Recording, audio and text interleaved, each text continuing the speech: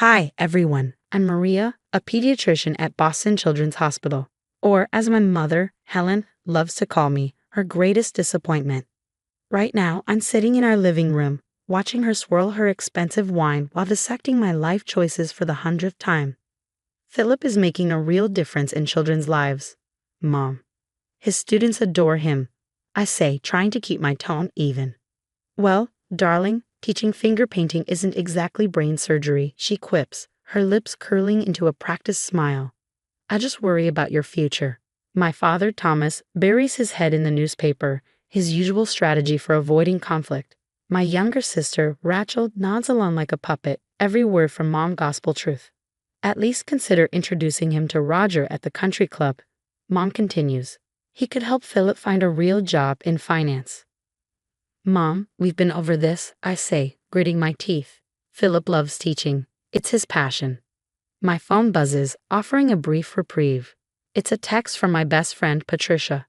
Survived another Helen special? I reply quickly.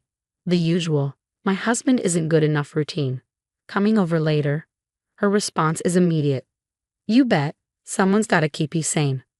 Later that evening, Philip comes home, his shirt streaked with glitter and glue. Evidence of another day with his kindergartners. He's grinning ear to ear.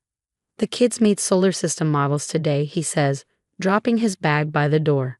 Little Tommy insisted Pluto should be included. All planets deserve love, he said. I smile, my heart full. This is the man my mother thinks isn't good enough. Oh, by the way, Philip adds casually, your mom called the school again. Wanted to know if there were any administrative positions open. Said teaching wasn't a long-term career choice. She what? It's okay, he says shrugging. I've dealt with worse from helicopter parents. The doorbell rings. Patricia bursts in, carrying wine and takeout. Your mom's Mercedes was parked at the country club again, she announces, holding court with her minions. They were discussing your unfortunate marriage choices. Their words, not mine. I roll my eyes. Those women are as bad as she is. Patricia grins. Oh, and Mrs. Peterson called Philip charmingly working class at the gala. Philip chuckles, raising an eyebrow. At least I'm charming. Rachel calls later, her voice oozing with false concern. Jenny, Mom's really worried about your future. Maybe you should listen to her about Philip's career. She only wants what's best for you. What's best for me, I snap, is having a husband who's passionate about his work and treats me with respect. But what about status? Image? Mom says people are talking. Let them talk, Rachel. I'm not living my life for Mom's country club friends. Patricia raises her glass. To living life on your own terms. I glance at Philip, who's now playing with our cat, completely unfazed by my mother's latest antics. I feel a wave of gratitude, but also dread. This peace won't last. Mom's control is tightening, and something's brewing. Thanksgiving dinner at my parents' house starts like every other gathering. Tense smiles, carefully measured words. Philip, ever the helper, is assisting Uncle Robert with his medication. Here you go, Uncle Robert, he says. These need to be taken with food. Uncle Robert beams. Such a kind young man. Reminds me of my late wife, always looking after others. Mom's voice cuts through the warm moment like ice. Yes, Philip certainly has a nurturing side. More like a nurse than a man, wouldn't you say? Helen, that's enough. Uncle Robert warns, his tone quiet but firm. Mom, stop it, I say sharply. Philip is helping Uncle Robert. What's wrong with that? Everything. Mom snaps, her voice rising. My daughter married beneath her. Now he's playing nursemaid at my Thanksgiving dinner. What will the neighbors think? Philip sets the pill bottle down carefully and stands. Helen, I respect that you're Maria's mother, but your comments are becoming inappropriate. Inappropriate? Mom's voice is shrill now. I'll tell you what's inappropriate. You undermining our family's standing in this community with your little finger painting career. Mother, please, I interject, moving to stand beside Philip, but he holds up a hand. Now let me finish, Mom says, eyes blazing. You strut around here like you belong, but you're nothing more than a glorified babysitter who trapped my daughter. Philip takes a deep breath. I think it's best if Maria and I leave. He turns toward the stairs, but before he can take a step, Mom lunges forward. Don't you dare walk away from me, she screams. Her hands connect with Philip's back, and the world seems to slow. He stumbles, then falls.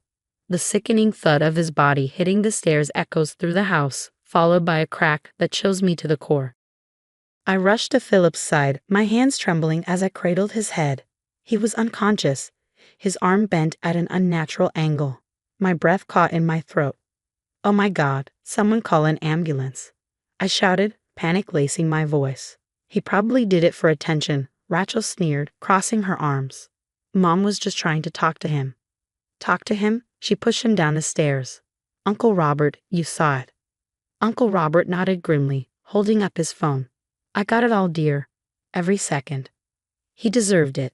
My mother spat, her voice sharp with venom. "Coming into my house, acting like he belongs here." I stared at her in disbelief. "You're insane. You could have killed him." "Maria, dear, you're overreacting," she said dismissively, waving a hand. "He just tripped." Rachel stepped forward, trying to smooth things over. "It's not that serious. Let's not make a scene." The sound of the approaching ambulance cut her off. The paramedics moved swiftly, stabilizing Philip and preparing to lift him onto the stretcher. As they carried him out, my mother had the audacity to mutter, "Well, at least now he has an excuse to stay home with the children." I turned to her, my voice shaking with rage. "Stay away from us. Both of you.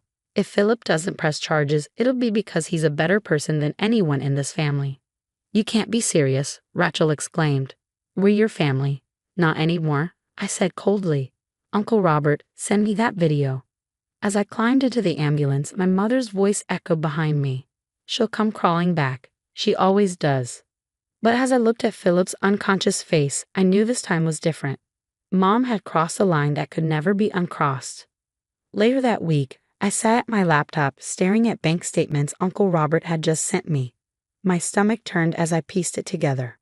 "These transfers, they're all going to offshore accounts," I said, my voice barely above a whisper. "She's been siphoning money for years. 30,000 from Uncle Robert's retirement fund. 50,000 from Dad's business." Patricia leaned over, her legal instincts kicking in. She had access to everything as a trusted family member. Classic elder financial abuse. I rubbed my temples, overwhelmed. My phone buzzed. It was Miss Martinez, Philip's school principal. "Mrs. Walker has been calling us weekly," she said, claiming Philip is inappropriate with students. "We've investigated every claim. They're all false.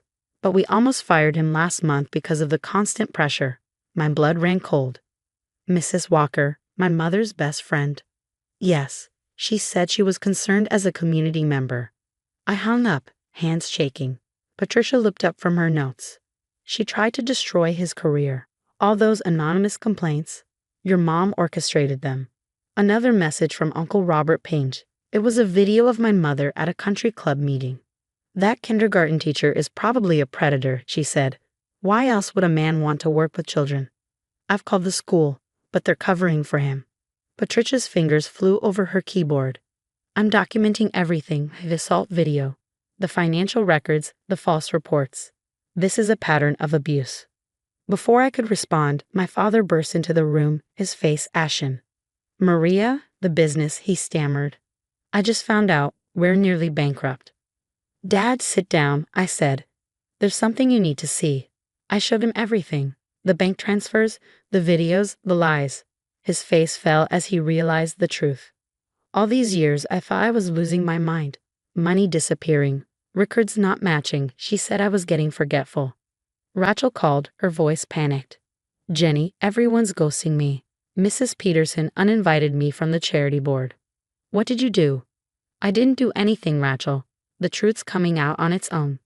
"What truth?" "That you're destroying our family with lies." "Check Mom's designer closet," I said.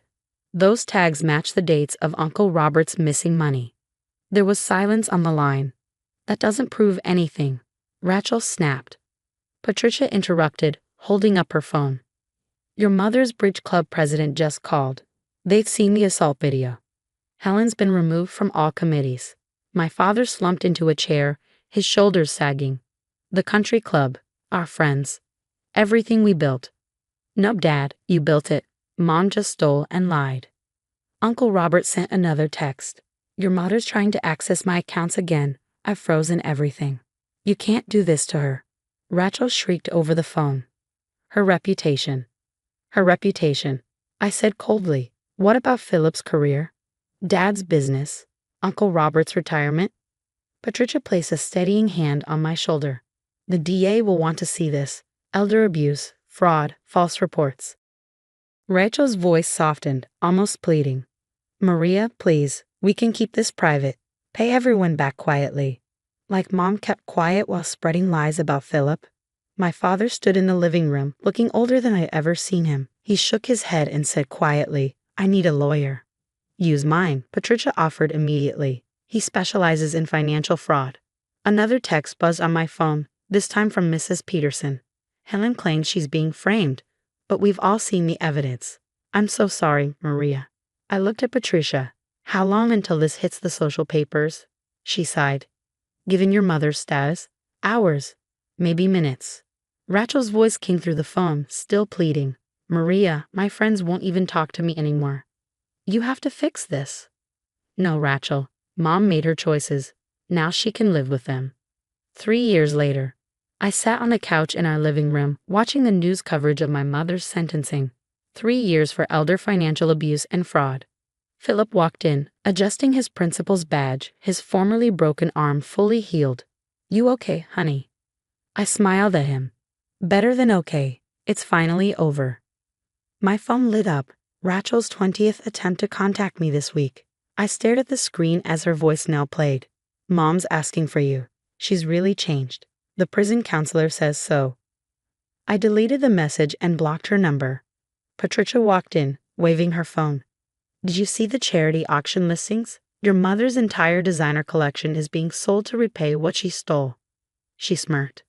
Karma's got a wicked sense of humor. Remember how she mocked your budget clothes? Now she's wearing orange jumpsuits. Not exactly Gucci. Uncle Robert called with updates. Your father's divorce is final. Helen tried to claim she deserved half the business she bankrupted. The judge wasn't impressed. Oh, and Mrs. Peterson spotted her at the mall. Every high-end store turned her down. Guess Target doesn't care about country club memberships. The doorbell rang. It was my father, looking years younger. Maria, he said with a smile, I sold the house. I'm moving to Florida, starting fresh. That's wonderful, Dad, I replied. He hesitated, pulling out an envelope. Your mother sent this letter from prison. Says she's sorry. Wants to make amends. I took the unopened letter, walked to the shredder, and fed it through without hesitation. Some things can't be fixed. Patricia checked her news alerts. Oh, here's a juicy one. Your mom's social circle is imploding. They found out she was stealing from the charity foundation too. Those missing donation checks. They funded her Bermuda shopping sprees. The society papers are having a field day. Philip's phone buzzed. He glanced at it and smiled. The kindergarten expansion project got approved. We're doubling enrollment next year. I beamed at him. Look at you, my husband, a successful educator. What would Mom say now? Philip chuckled. Probably nothing. Hard to criticize from behind bars.